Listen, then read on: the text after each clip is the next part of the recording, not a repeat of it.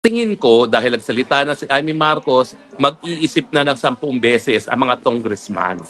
Dahil may posibilidad, unang-una, baka ma-overdose yan at maging presidente si Inday Sara bago pa matsugi sa pwesto. Ano na lang mangyayari sa kanilang mga distrito kung malilista sila ni Inday Sara bilang sumuporta sa mga impeachment. So alam nyo yung mga politiko, magagaling yan, pumulso.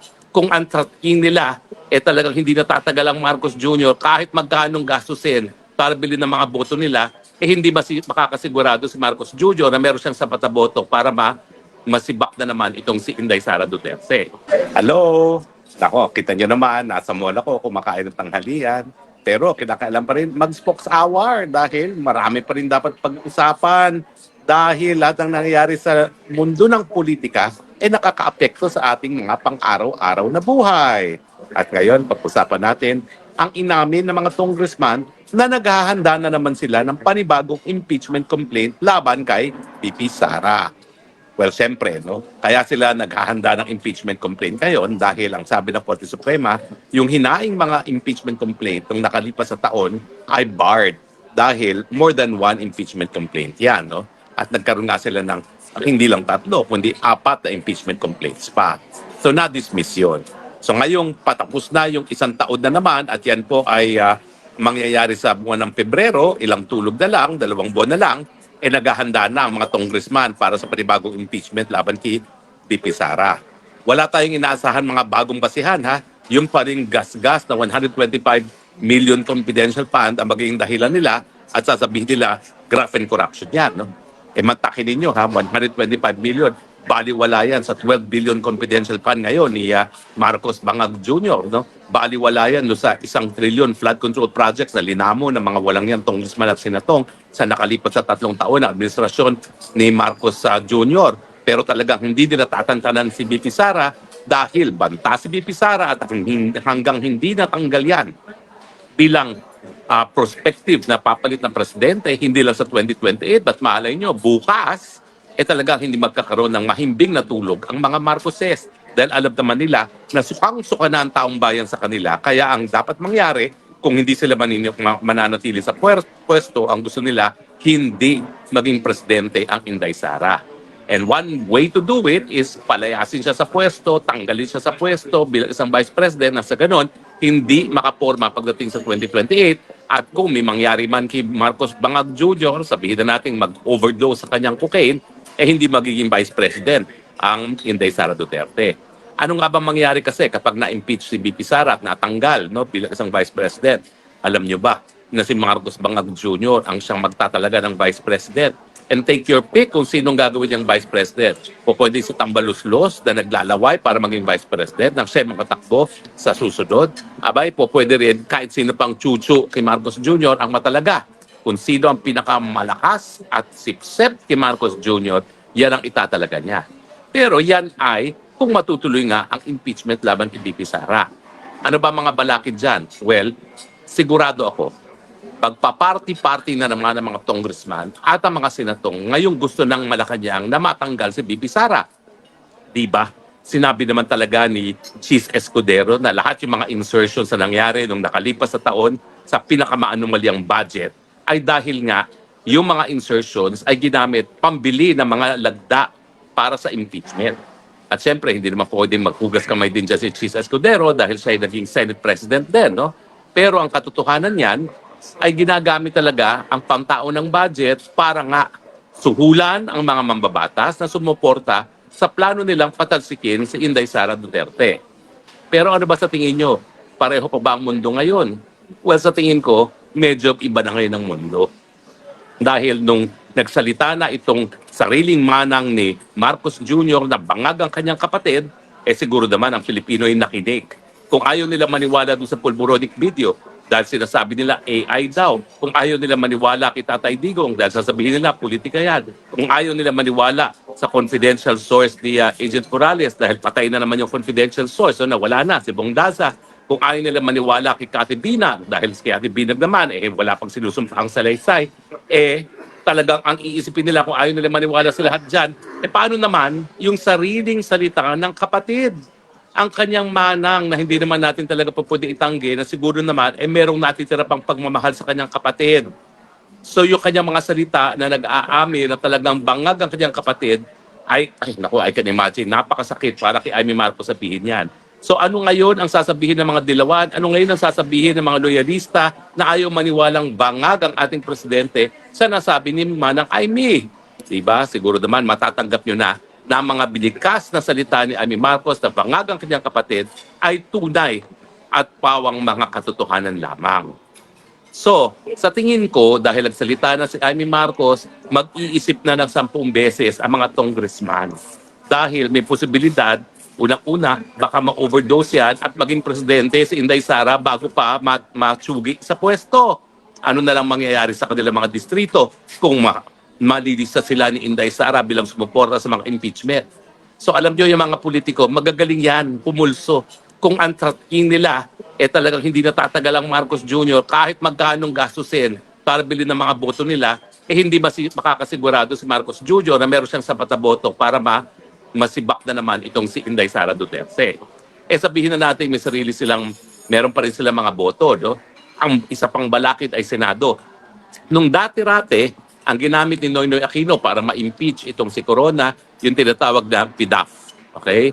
Hindi PDAF, yung DAP, Development Acceleration Program, no? Na talagang binigyan ng mga taga 50, magkano ba yun? Parang taga, ewan ko ba, nakalimutan ko na kung ilang hundreds of millions yung binigay ng proyekto sa mga senador para bumoto, no? Sa pagtatanggal kay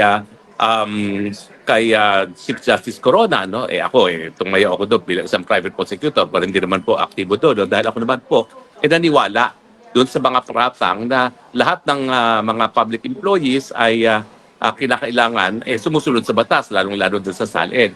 Hindi ko naman alam na talagang ang sakit ang buwisit ng mga Aquino, ayaw ibigay yung mataas na balor para sa Hacienda Lucita. At ngayong meron ng 24 billion na balor ang Hacienda Lucita na pinababayad ng gobyerno, siyempre, nagkaroon na ng alyansa ngayon ang Marcos Aquino Cojuangco. Dahil talaga naman ang politika sa Pilipinas, pera-pera lang yan. Gaya ng impeachment lamang kay BP Sara. Pera-pera lang din yan. Pero yun nga po ang aking sinasabi. Baka hindi makuha ng pera-pera lang yan. Dahil magaling ang radar ng mga politiko. Kung alam nila talaga na bilang na ang araw ng Marcos Jr., huwag niyo asahan na madadalian sa pera-pera. Anong ehemplo nito? Di ba yung impeachment ni Erap Estrada? Si Erap Estrada talagang popular na artista, nakakatakot labanan. Pero nung napansin ng taong bayan, napansin ng mga politiko na galit na ang taong bayan kay Erap dahil sunod-sunod yung nakikita nila mga palasyo sa mga Forbes Park na binibigay niya sa mga girlfriend niya, talaga nagalit ang taong bayan. Anong ginawa ng Kongreso? Maski kontrolado ni Erap ang Kongreso dahil siya ay popular na popular, maski ginamit din niya ang pangtaunang budget para labanan ang impeachment, buboto pa rin ng mga politiko sa pangunguna nga ni Manny Villar. Kasi ang mga politiko, magaling ang radar sa pulso ng bayan. Hindi nila po pwedeng baliwalain ang pulso ng bayan. Kung ang ibig sabihin ng pagboto nila para sa impeachment ni Sara Duterte ay magiging dahilan para matapos ang kanilang karera sa larangan ng politika, hindi nila gagawin yan. So ako naniniwala ako na bagamat kikita ang karamihan ng mga politiko dahil dito sa bago na mag-impeachment laban kay Inday Sara, hindi sila makakasigurado na meron na silang numero. Dahil nga ang mga politiko, mas gusto nilang manatili long term kesa maging kaaway ng isang nakaupong presidente. Itaga niyo yan sa bato. So ang importante, taong bayan, kinakailangan iparating nyo ang galit ninyo sa Administrasyong Marcos. Nang sa ganun, matakot ang inyong mga kongresista na sumuporta sa walang basehang impeachment laban kay Inday Sara Duterte. Wala naman talagang basihan yan 125 million na ginamit para sa investigasyon ng mga anomalyang mga laptops na binili sa pamamagitan ng kumpanya na alam naman natin ay pag-aari din ni Zaldico o baling paggamit ng intelligence funds. Yung paggamit ng intelligence funds, confidential funds, para nga malaman ang mga hakbang ng mga CPP-NPA sa mga eskwelahan na talaga namang tradisyonal na ginagawang recruitment ground ng mga pulahan. Hindi ba tamang paggastos naman yan? Pero ang punto nga, dahil confidential, hindi dapat dinidiscuss sa publiko. Kaya nga, yung sunod-sunod na pagbigay ng passing marks, yung unqualified opinion ng COA sa Vice President, yan ay patunay na walang winaldas na salapi ng bayan ang VP Sara. And yet, bakit pa sila nagpapatuloy sa impeachment?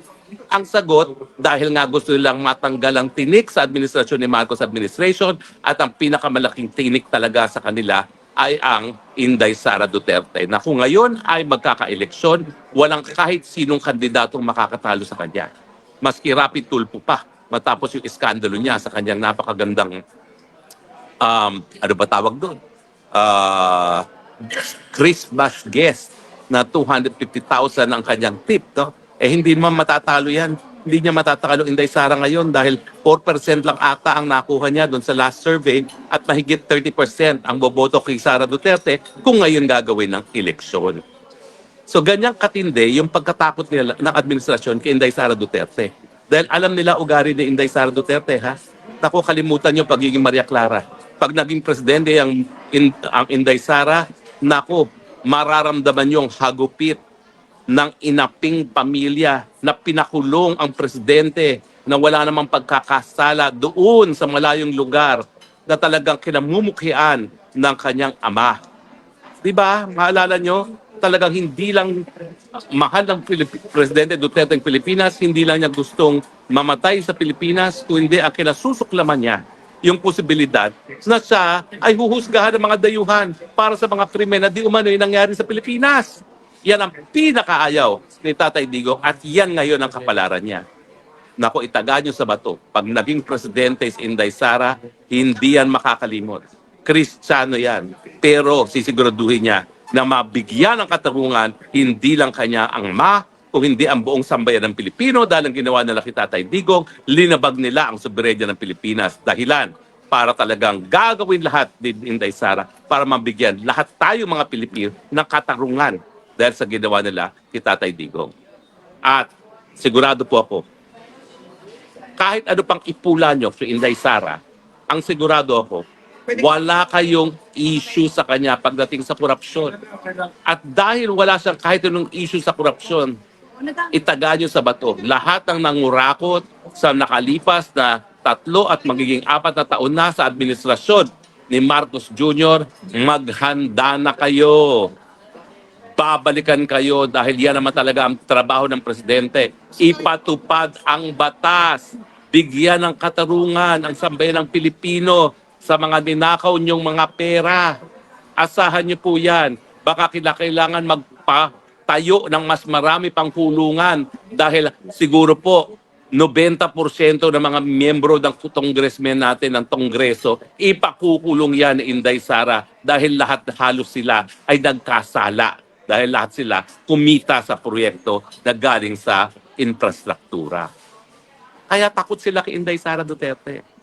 Pero gaya na aking sinabi, dahil ang mga politiko nais magpasasa sa kanilang posisyon, mag-iisip yan bago pumirma ngayon ng impeachment dahil alam nila na po pwedeng bukas lamang wala na ang Marcos Jr.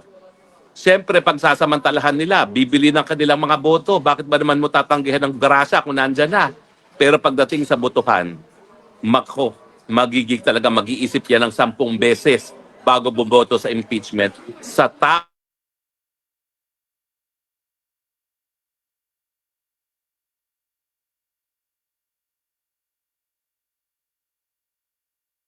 tayo dahil meron pong tumawag, no? Pero hindi naman po natapos ang ating broadcast, no? Tumuloy-tuloy pa rin ang ating broadcast. Pero yun lang naman po ako sasabihin ngayon, no? Isip na palibasa, kayo nakaposisyon, na kayo ay forever. Darating ang panahon, baka mawala na ang bangag at pag nawala ang bangag, katarungan ang haharapin. Mag-isip kayo bago kayo sumuporta sa impeachment ni Inday Sara Duterte. Maraming salamat po sa inyong patuloy na pagtangkilik, ha. Ito po inyong Spoksang Bayan nagsasabing, I love you Philippines. You're the only country that I have. You're the only country that I love.